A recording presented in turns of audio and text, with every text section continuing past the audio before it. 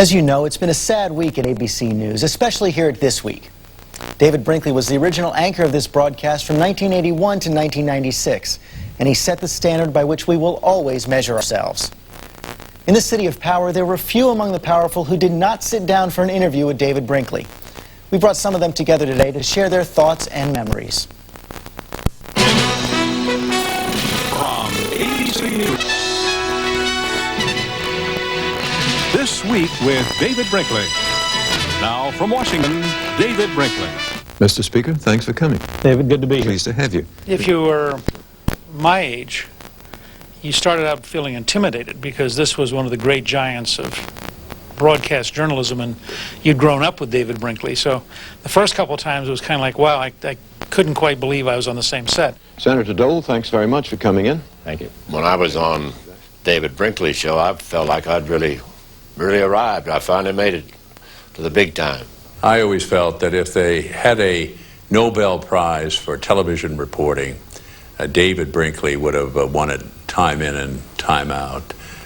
He had a preciseness, a measurement, an understanding of news, and a reassuring quality that brought great trust. Mr. Mfumi, how long, I assume you want affirmative acting to continue for some time. How long? When I got a chance to actually find myself on a set with him, getting ready to be interviewed, I guess he kind of sensed that I was a little tight, and he came over and slapped me on the back and said, "Don't worry, the season can't be that bad." And I thought he was talking about the Orioles season, and I immediately kind of loosened up. His questions were good. You could tell, at least I could tell when he was asking a question and I was answering, that he was listening, that he was a good listener, and you could see it in his eyes. You could also see in his eyes that he was interested and intrigued in what he was going to ask next as he started to ask a question, and that he'd thought things through. But when you were talking to him, he was listening, and that's a wonderful quality. Mr. Jackson, thanks for coming. Good to be pleased to have you with us. He was congenial. He would smile, but he was fundamentally a serious person who never stopped thinking, never stopped searching. Most of all, he remained believable. He never traded away his credibility for the quick fix. Mayor Giuliani of New York City, thank you for coming. I can remember the first time I was on remote so that you could hear the conversation that was going on, during the interruption. And he was very, very funny.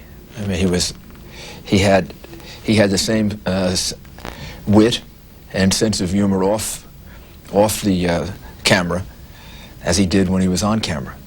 So that's always a nice thing to see, that somebody is the same, that it isn't, it isn't like two different personalities. And he had a way of putting you at ease. I mean, he had a way of putting you at ease and sometimes therefore getting more out of you. If someone is a very confrontational interviewer, you're kind of guarded and ready and prepared and careful. But if somebody puts you at ease, sometimes you'll give away more than you actually want to. And I think he had a capacity to do that. Mr. Chairman, thank you for coming in. Pleased to have you with us. The first impression you got is you were involved in a laid-back, quiet conversation. And then you quickly realized that he was getting to the core of issues, and you found yourself starting to say things you hadn't really intended to say. And indeed, there were occasions when I must admit I made some inadvertent news as a consequence. And there's no question, the economy is beginning to tighten. The news that appeared in the day subsequently to that, which apparently moved markets far more than I had intended, encouraged me not to appear on a Sunday show again. And to this day, David Brinkley Show is the last Sunday show I've appeared on until today, in memory of David.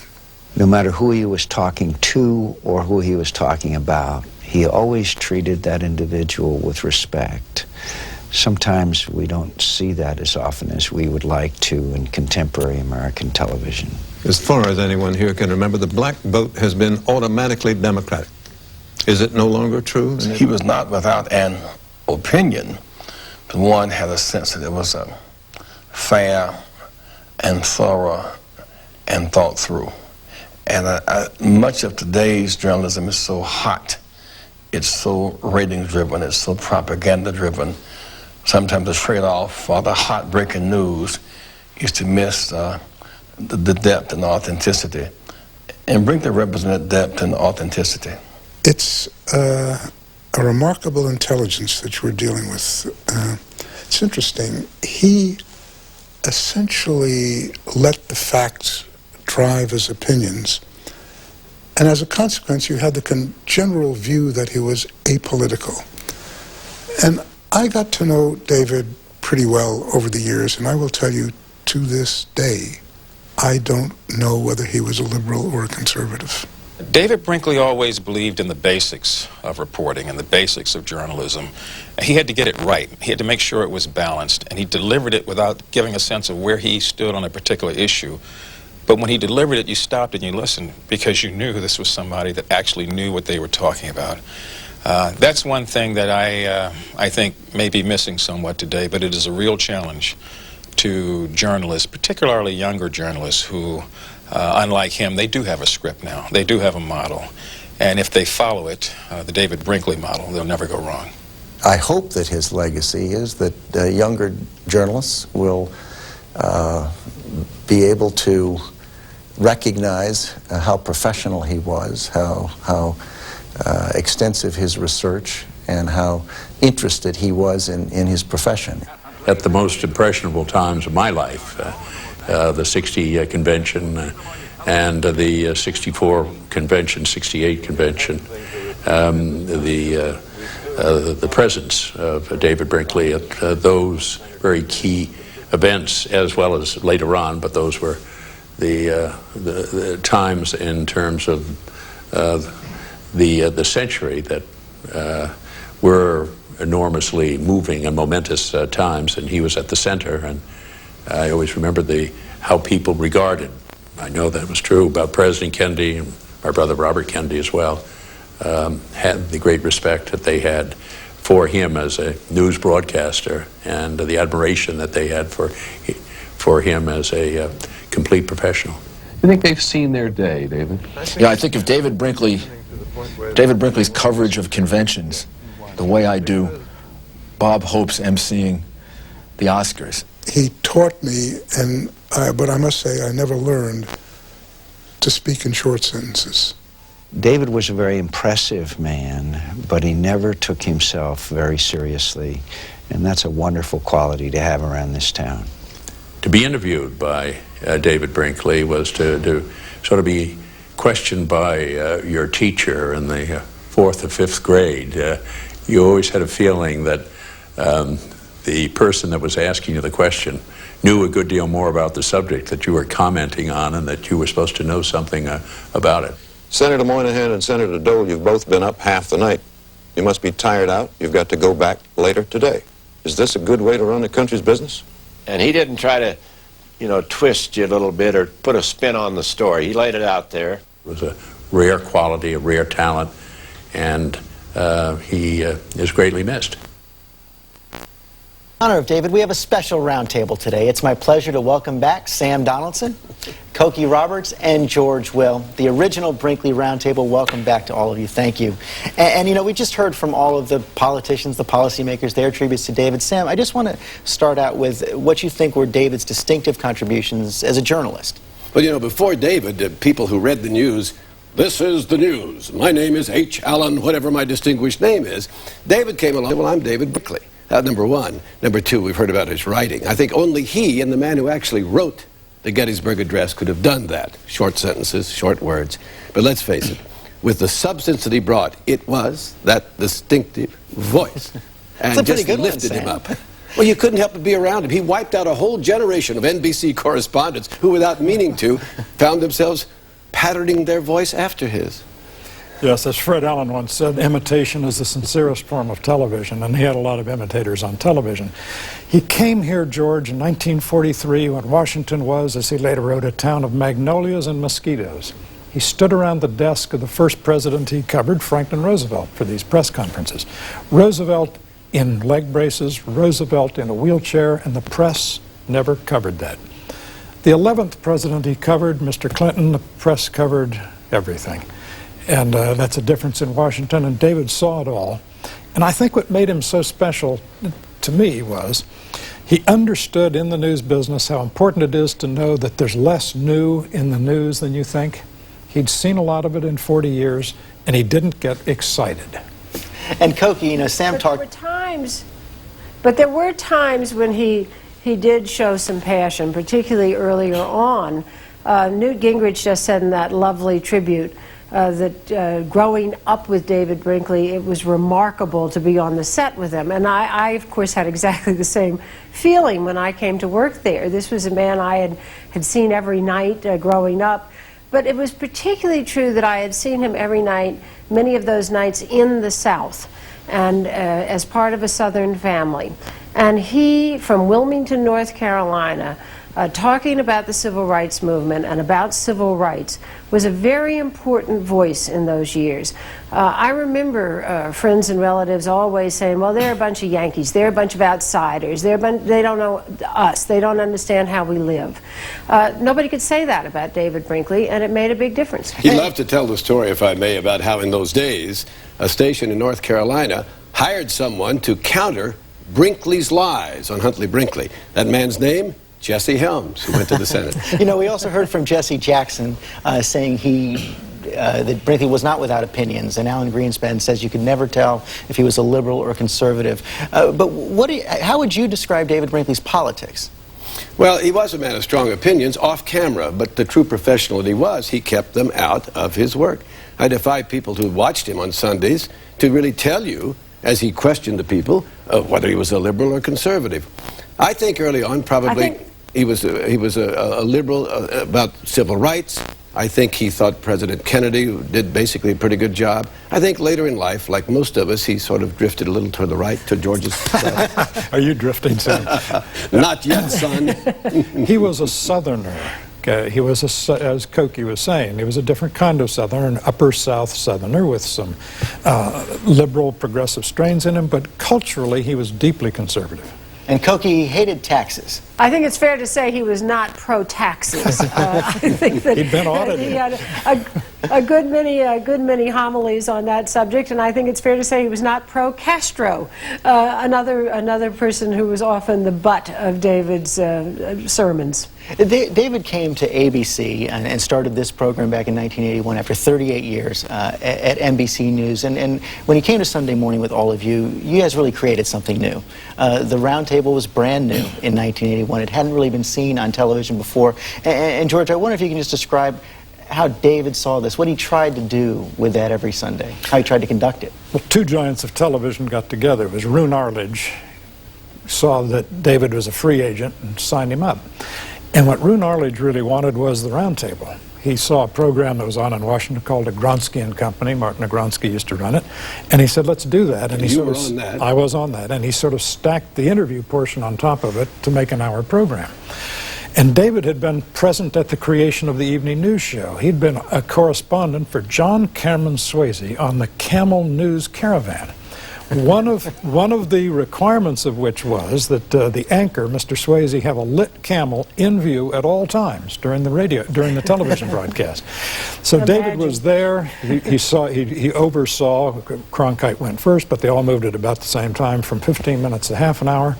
And then David came and said, we can do an hour of this. There's an audience out there for an hour of sobriety on Sunday morning. But here's what he brought to the round table. You know, if you have some tigers and lions, you have to have a very strong ring master. And he can either do it with a whip to keep them from tearing each other apart, or as David did it, with sort of a velvet glove. When George and I, or Cokie and I, or anyone would go at it on an issue, and I would tell the world how George was absolutely wrong to want to cut taxes to zero, and David had had enough of it, he would simply say, Sam, and raise his hand, and believe me, I shut up. And Cokie always seemed to have a... It was the daddy.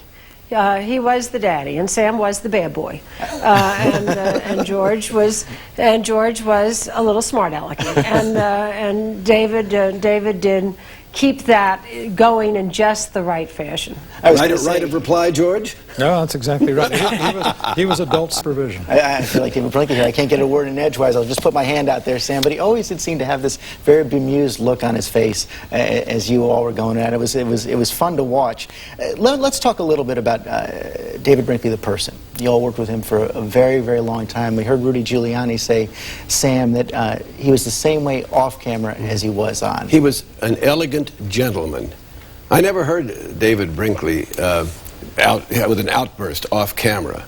He was a little shy, believe it or not. I mean, he could talk to people, of course. Oh, no, no, David did not. I mean, some people that I know are flamboyant, but David just enjoyed people, and that infectious laugh was what distinguished him. After Lowell Thomas... Go ahead, Cookie. He was incredibly kind, and he was wonderfully kind to me. He was very kind to the young people who worked with us, always made a point of going out with them, meeting their parents, doing those kinds of things. When people would come up to him in airports, and keep in mind, he was the most famous man in America. He couldn't have been sweeter to them, even though, as Sam says, he was shy about it. But his kindness always shone through, and his incredible professionalism. I remember once in the Persian Gulf War, the news changed during the program. Teleprompter copy came up at the end of the show that he had never seen before, and he corrected it live on the air for content and for grammar. Lowell Thomas and Edward R. Murrow were, I guess, the first broadcast superstars on radio. He was the first television journalist celebrity, and it interfered with what he was trying to do. He said he got to a point where he could not go out, as you did really now with John Kerry. He would go out and he would draw more attention than the candidate. So he was drawn back, and again, I think you're right, Sam, a sort of native shyness took over. And that shyness was accommodated by this courtliness, this extreme politeness. Told a story. He's entering Frank Sinatra's house, 2 very valuable matched vases on either side of the entrance. A guest knocks one over, breaks it. The guest is mortified. Sinatra said, I always hated those vases, and knocked the other one over. And Brinkley thought that as a gesture of courtesy was wonderful, and that summed up David. And that is the last word. George Will, Sam Donaldson, Cokie Roberts, thanks very much for coming back. And we'll be back with some final thoughts. Happy Father's Day. Good night, David. Finally, the day after tomorrow is Valentine's Day, our annual celebration of love for one another, usually expressed with cute little cards from Hallmark, flowers, Whitman's samplers. But an altogether different kind of Valentine appeared in Jackson, Georgia. A woman named Mary Pop wanted to express her affection for a man named Carl Isaacs. The inconvenient fact was that Isaacs was in jail, charged with murder. But as they say, love will find a way. So Mary Pop sent Isaacs a box of cookies with a 12-inch hacksaw inside. But the police found it, and now they're both in jail in separate cells. It's humbling to sit in David Brinkley's chair because as a broadcaster, he did so many things so well. And he always gave you a reason to stick around to the end of the broadcast. This morning, we've already showed you some of David's one-of-a-kind show closers. Now his final homily from This Week with David Brinkley. Years ago, young newspaper and radio reporters like me looked at the first flickering bluish pictures on the brand new tiny television screens. One of them actually was round like a porthole, and wondered if we would ever learn to work with them. Well, some did learn. Some famous radio names, Kaltenborn and many others, could not learn, and disappeared from the air. Grand and glorious American ingenuity, having given the world the electric light, the airplane, the movies, and more, gave another, television. People accustomed to hearing each other could now see each other. And they could also see the ball games and movies, new and old, pictures from the moon and Mars, political conventions, news from abroad, among much else, Winston Churchill's funeral and Princess Diana's. Commonplace now, then it was new and exciting. For me, working in television since it began, it has been a wonderful time. First working with Chet Huntley, and later here with Sam, Cokie, George, and Roone Arledge, the boss and the best. With the support of my wife and our children, with viewers over 40 years writing me thousands of very kind notes, with ABC News paying me to do what I would like to do anyway, and asking only that I do it well and do it honestly. On this, my last word here on ABC, I quote Shakespeare, who said, "All's well that ends well." My time here now ends extremely well. Thank you.